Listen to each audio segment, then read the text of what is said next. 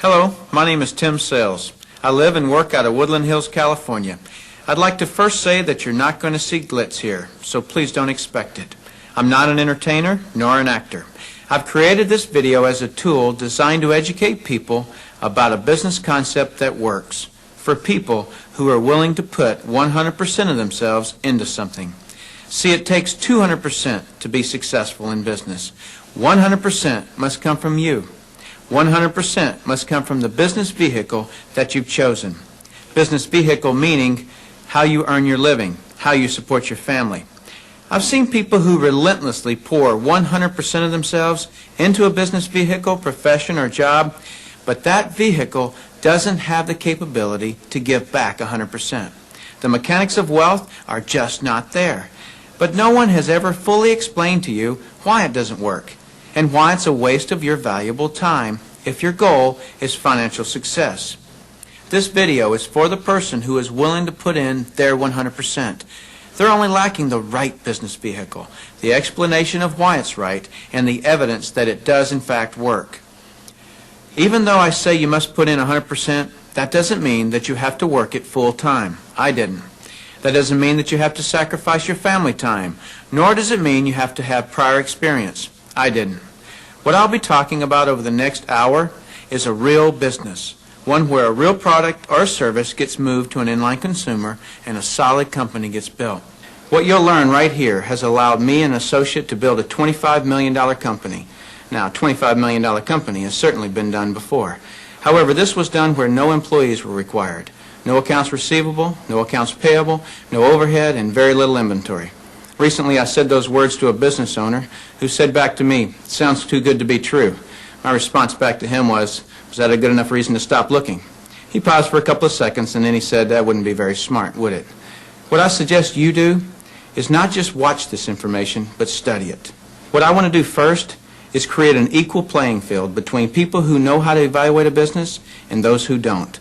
Because me explaining this business wouldn't be very effective until you understand how to place value to a business. The simplest thing for someone to do when they don't understand something is to go, doesn't work. The way I'll accomplish this equal playing field is to give you 4 main principles to look for in a business. Number 1 is a huge expanding market. If you were the best vinyl record producer in the world, would it matter today? No. It doesn't matter how good you are in an industry that's eroding. Number 2 is a unique and consumable product. I'll cover unique first. If you don't have a unique product, then you compete on price and convenience. Who has the best price? Who's closest to the customer? Yet if you have uniqueness, then people must come to you. Next is consumable. If you have a non-consumable product, you're basically unemployed until your next sell. You want the repeat sales of consumable products. Whether it's every time someone picks up the telephone, connects to the internet, renews a membership, turns on electricity, or gets to the bottom of a box or a bottle, you want those repeating commissions because it can pay you again and again. Number 3 is timing. Primarily here I'm talking about trends in timing. During all cycles of the economy, there are people who are making money and losing money. The makers are the ones in front of large trends. The losers disregard trends. How do you get in front of large trends? You study what creates them. Without any hesitation, in today's society, it's the baby boom generation that creates the largest trends. The baby boomers are a group of babies born between 1946 and 1964.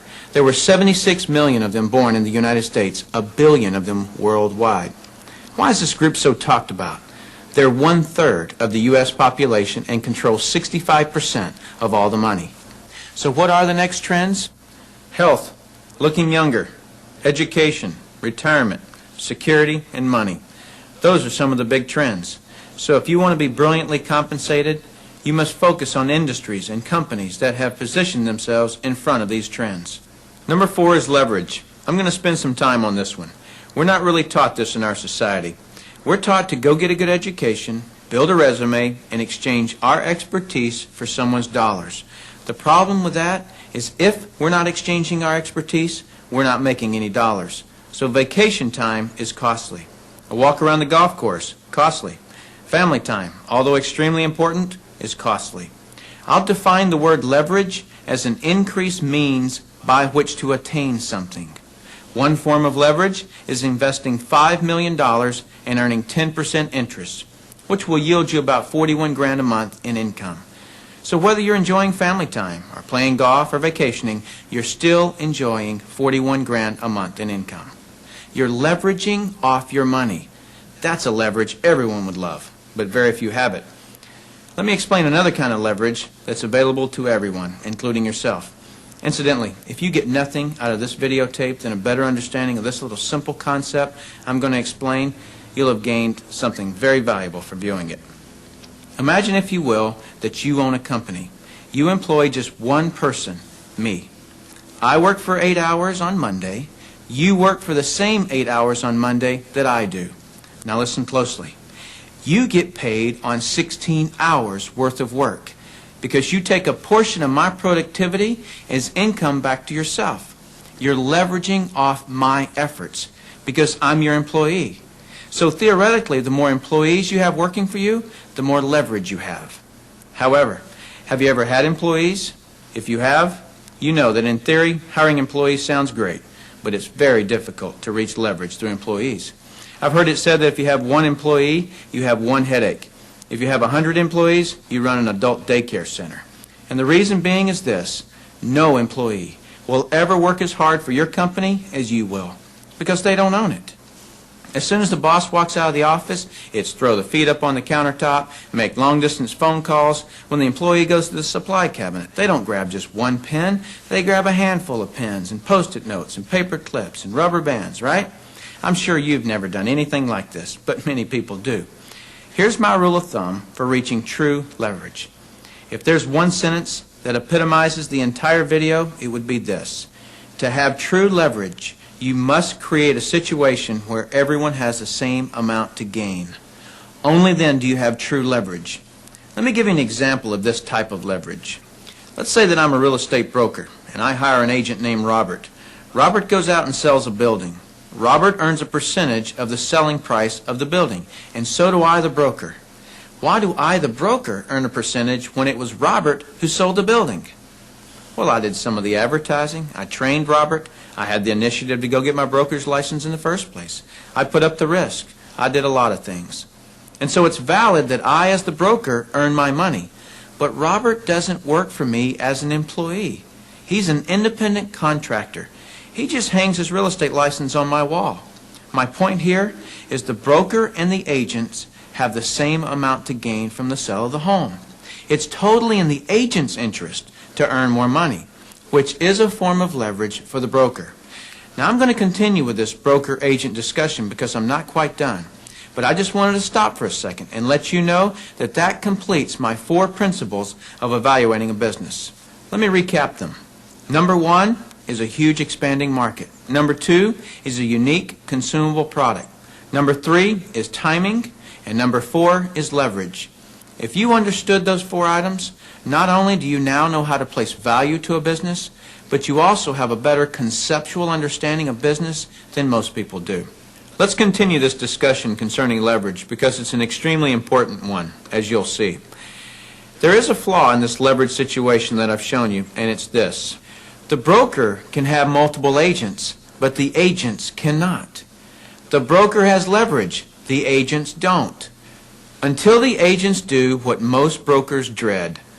What happens when I, the broker, have been real effective at teaching Robert to be a good agent? What's Robert going to want to do in a couple of years? Be his own broker, right? Is this good for me, the broker? No, because as soon as he becomes a broker, 2 bad things happen to me. Number 1, he breaks away from me and I lose him as an income source. And 2, worse than that, he's now my competitor that I trained. He knows all my good stuff. By the way, this doesn't just happen in the real estate industry. It happens in practically every industry. Have you ever heard the expression, I'm just going to work there for experience? What does that mean? It means I'm going to strip them of their knowledge and then go do it myself. If you're a business owner, how many people have you trained who are no longer working for you? How many people have you trained to be your competitors? Well, this gets worse. Let's say that Robert is now a broker right down the street. What will he do now that he's a broker? He'll go out and hire his own agents. And let's say one of those agents is Linda. Linda also eventually wants to be a broker. So she becomes a competitor to me that I indirectly trained, as well as Robert, who I directly trained. And this continues on and on. I actually created a chain of competitors that I trained. What if we did a whole paradigm shift? Here's where this becomes brilliant. Let's say instead I'm going to empower Robert to become a broker. I want him to become a broker from day one. See, the only way that you or I can retain a leader is provide him or her with the same opportunity for growth that we have. Hence, an opportunity where everyone has the same amount to gain. So from day one, I'm going to encourage Robert to be a broker. And when he does, he doesn't break away from me and become my competitor. He shifts from agent to broker, which now allows him to sponsor his own agents. Now, to create an incentive for me, the broker, to always help Robert and his agents, I'm still going to earn a percentage of what he and his agents sell. And shouldn't I? I trained him. I put up the risk and all those reasons I mentioned earlier. Now, the percentage I earn from Robert and his organization should be a lot smaller than when he was an agent, but I should still earn a percentage. That's my incentive to keep working with them. Now, some people look at this and say, gosh, isn't that one of those pyramids? And what's the perception of a pyramid? People at the top make all the money and the people down below do all the work, right? Isn't that the perception of a pyramid? Let me explain why this is not a pyramid and why people at the top don't necessarily make all the money. Let me just make a quick point before I discuss the pyramid issue. It's not the geometric shape that people have a problem with. This geometric shape is probably the shape of your family tree, the shape of our government. To the architect, it's the strongest structure known to man. Every organizational structure in the world is this shape. So the shape isn't the problem. However, that perception, people at the top earn all the money, let me illustrate that for you. Here's a typical corporation. At the top, you have a CEO, which stands for Chief Executive Officer. Does the president earn more money than the CEO? Not normally. How about below the president? Do any of the vice presidents earn more money than the president? No. Let me ask this question, and I want you to really think about it. What would happen if some of the vice presidents of a corporation made more money than the president? Really, what would happen? Talk about total confusion. This whole process is called delegation. Each level of the corporation earns less income. The reason the president can tell the vice president what to do is because they make more money. The reason a middle manager can tell the staff and employees what to do is because they make more money. So the corporate structure is people at the top making the majority of the money, and the people at the bottom do not. The CEO of any corporation earns off the productivity of, or is leveraged off of, everyone in his or her corporation. Whether that CEO personally hired every employee or someone else in the company hires them. So the CEO, and only the CEO, earns on multiple levels of his or her company. And the model that I'm suggesting as being brilliant is where you, the individual, are given that same opportunity to earn on multiple levels of brokers and agents. In network marketing, you, the individual, are given the opportunity to earn off the productivity of the people in your organization, whether you personally sponsor them or someone in your organization sponsors them. Remember when I said to reach true leverage, you must create a situation where everyone has the same amount to gain? Well, that's what I've just described. Here's what makes the network marketing structure the absolute fairest structure available. In most network marketing companies, everyone can earn a certain number of levels deep of the organization they build. Everyone in the company can earn that same number of levels deep, like maybe 4 levels deep or 6 levels deep. Let's say we use 4 levels. So if you build an organization to be more productive, then you would earn more money than I would, even if you were in my organization. In the example shown, you would earn on 3 levels I couldn't reach, because everyone gets the same number of levels. There are people in my organization right now that earn more money than I do. Do you know what I call that? Fair. Shouldn't it be that way? I mean, take any structure. Shouldn't the most productive person in that structure make the most money? What does a nice resume or years of seniority have to do with productivity? Nothing. If you bring more profits to a company or organization, Don't you deserve more profits than anyone else? You don't normally find a person on the fifth level of a corporation earning more money than anyone else, but in network marketing, it happens all the time. Now, I'd like to show you an interview that I've done with Dr. Charles King, who holds a PhD from Harvard and is a professor of marketing at the University of Illinois at Chicago, who actually teaches network marketing at the university. Dr. King, we're delighted to have you here. I'm pleased to be here, Tim. Dr. King, could you tell us a little of your education and your business background? Tim, I'm a professor of marketing at the University of Illinois at Chicago. I got my bachelor's and master's degrees from the University of Texas in Austin, spent a tour of duty with the Exxon Corporation, and then returned to get my doctorate in business administration from Harvard University. More important to this discussion, over the last 6 years, I've been involved in doing research, teaching, and consulting in network marketing. So coming from such a conservative school, and I know you a little bit and I know you to be very conservative, what caused you to look at network marketing to begin with?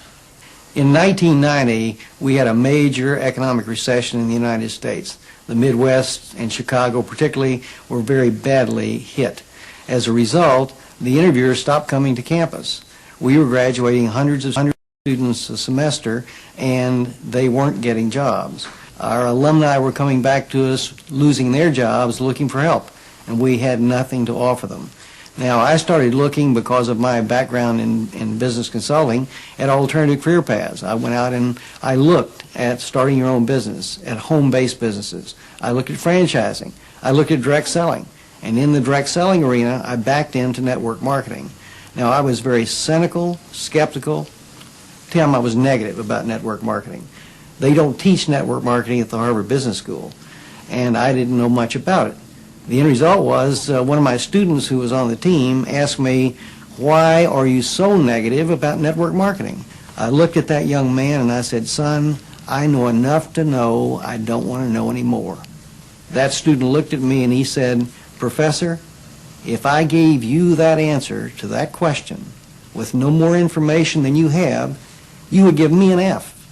I turned to him and I said, "Son, you're absolutely right. I have no basis for that conclusion. You just made an A." As a result, we went to the library, we went to meetings, and for the next 6 months, we did due diligence on the network marketing industry. I visited the top companies. I talked to network marketing leaders. I became an evangelist. In 1990-91, we started teaching network marketing in the marketing curriculum at the university. Wow. Was there any resistance from the dean of the school or the alumni? As it turned out, our dean at the time was a very entrepreneurial operator. He was looking for outreach programs that we could initiate. I had done my due diligence. We were getting good reviews in terms of student responses. So the dean said, "Maintain your professional profile and let's move forward with network marketing." What is your view of the industry of network marketing now, and where do you see it going in the future? Tim, the industry is coming of age. Today, we have computer and management information systems, which makes it possible for a network marketing company to organize a sales force so effectively that we can make a sale in Korea in Korean won, instantaneously convert that Korean won sale into US dollar sale, post that to a distributor's commission account in the United States, and pay that distributor in a week. Never before in the history of this industry has that been possible. So we have gone through a dramatic technological wave in the 1980s, the early 90s. I argue now we're moving into the wave of professionalism, and I emphasize professionalism at several levels. Number one, we are seeing more and more professionals, physicians, dentists, attorneys, CEOs, college professors, going into network marketing. Secondly, we're seeing a completely different attitude on the part of the press. The Wall Street Journal, Forbes, the Chicago Tribune, regional dailies around the United States are giving network marketing very positive press. On the other hand, the universities are accepting network marketing as a legitimate channel of distribution. The University of Illinois Chicago has offered the first certificate seminar in network marketing in the history of the industry. The University of Houston is going to be sponsoring network marketing as part of their outreach entrepreneurial programs. We are seeing more and more community colleges setting up network marketing courses on their campuses. So I see this industry growing dramatically over the next 10 years. It's currently a $20 billion industry in the United States. We have 7 to 10 million distributors in operation. We're expanding globally into Asia, into South America, into Europe. The industry is growing at about 10 to 12% a year in contrast to 3 or 4% for traditional retail sales. So on my view, the industry is absolutely coming of age. Suppose you run across the super skeptic. What advice do you have for them? Tim, I would recommend they do precisely what I did. I was a super skeptic. I did my due diligence, I investigated the industry, and I drew my own conclusions. I strongly recommend that you do your due diligence and then begin to define precisely what role you want to play in the network marketing industry. Set realistic expectations. If there's a single cause for failure in this industry, it's the get-rich-quick syndrome, thinking that you can come into the industry and make enormous sums of money with no work. I argue, by contrast, that if you set realistic expectations, you develop a plan of action to guide your business development, you can be successful. To go get a legal pad of paper, write down what you really want in life, then call the person who gave you this video. Tell them whether you're an A, B, or C. C is, see you later, no thanks.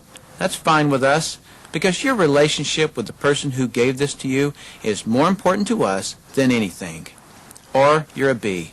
A B is I may be. I want to first explore the product. If that's you, then do that. Don't procrastinate. The #1 killer of financial success is procrastination. People just putting it off until tomorrow, and they've somehow convinced themselves that they'll actually do it tomorrow. You know what I'm talking about. As soon as I'm done with this project, then I'll have more time. Or as soon as little Jimmy gets back in school, then I can. And they never do. Don't let that be you. Get your product today. Or you're an A. And that means absolutely. No, you don't have all your questions answered, but you see enough to start and begin your training. Very well done to you in your ability to make decisions. If it's late at night and you've just watched this, don't be concerned that the person who gave this to you is sleeping right now. They'll be up. If they're not, wake them up. Tell them, hey, now that I understand this thing, I can't sleep. And if I can't sleep, you're not going to sleep. Believe me, they'll appreciate that call. So call that person and tell them whether you're an A, B, or C. That's it. Join us. You'll be glad you did. Now is the right time, the smart time. Thank you for taking the time to view this video. I hope it's been educational to you. What I really hope is that you'll put this information to good use. I look forward to working with you should our paths cross. I'm Tim Sales.